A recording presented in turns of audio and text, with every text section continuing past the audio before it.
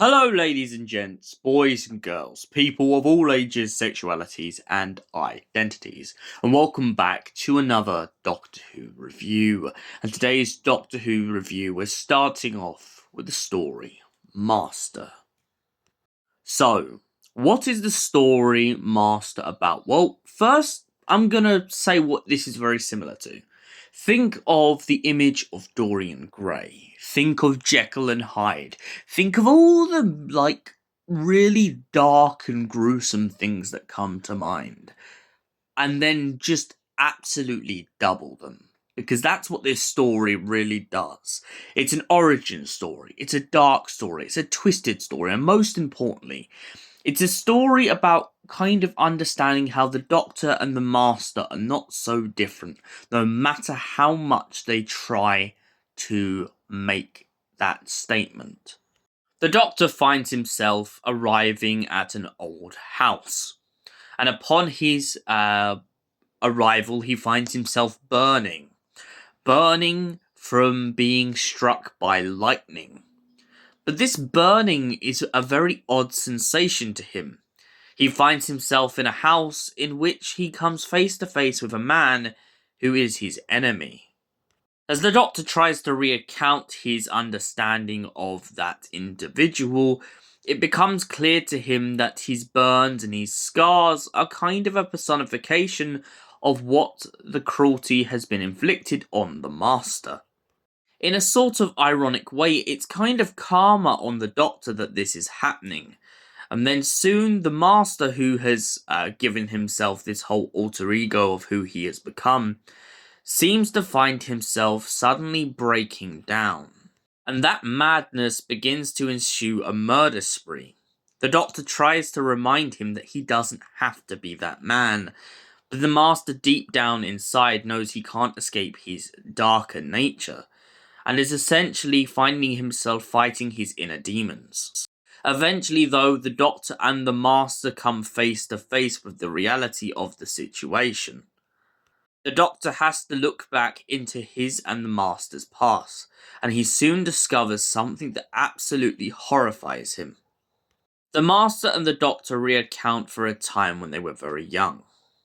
Back in the academy, the Master was picked on by a certain individual. One day, the Doctor and the Master get into an altercation in which they have to cover up the murder of one of their fellow Academy peers. And so the Doctor agrees to hide the body to stop them both from getting in trouble. But most importantly, to stop the Master from getting in trouble. The voice in the house that seems to have come alive begins to tell the Doctor that he realistically should have become the Master, and the Master in turn should have become him. But due to their very different outcrops and their different belief systems, it shows that the Doctor and the Master went down a very different road to one another. This is quite clear due to the running history in Doctor Who of the Master, since the Delgado, to Geoffrey Beevers, to Anthony Ainley, to Sacha Dhawan, to Michelle Gomez. And not to forget the GOAT, Derek Jacobi and Alex McQueen. Each actor over the years who has brought something to the role of the Master really gives us this dark delve into this kind of erratic character that has this need to murder people. But of course, the Master isn't wasteful and only does what he believes or she believes is right.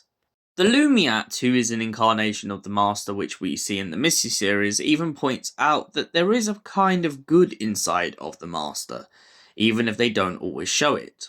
Geoffrey Beevers, in my opinion, is one of those personifications of when the Master actually becomes very vulnerable. For instance, this story, he starts off in a situation in which he's trying to hide away and just be himself. This, in my opinion, reminds me of the fact of, in the Masterful story, where the Master finds himself face to face with a woman he falls in love with and tries to settle down. However, his future incarnation doesn't let this happen. That's where I feel like it plays into the kind of Dorian Gray effect. The Master's own enemy is himself, and the Doctor knows this, and the Master knows this. The Doctor tries to help him at every corner and every turn, but can he really bring him back from the dark? By the end of this story, the Master ends up going off into the night with his TARDIS. And the Doctor's left feeling like he's been cheated once again. So, Master, what did I think of this story?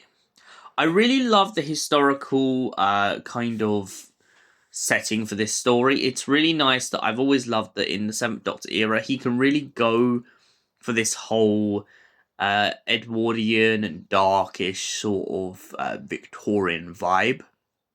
It really reminds me of this story in a kind of roundabout way of something like Ghostlight, but if it was done on a bigger scale.